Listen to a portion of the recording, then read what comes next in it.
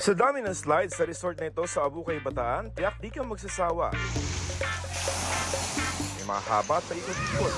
Subukan din ng 4-way slide na ito. Ang mga bagets pwede sa Under the Sea theme slide.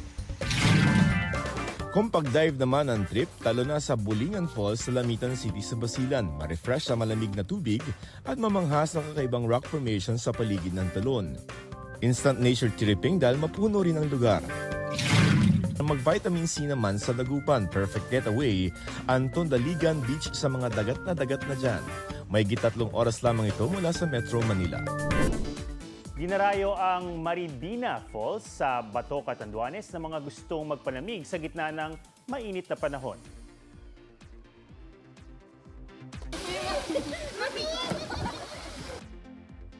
Sa taas na umaabot sa 6 na metro, pwedeng mag-dive.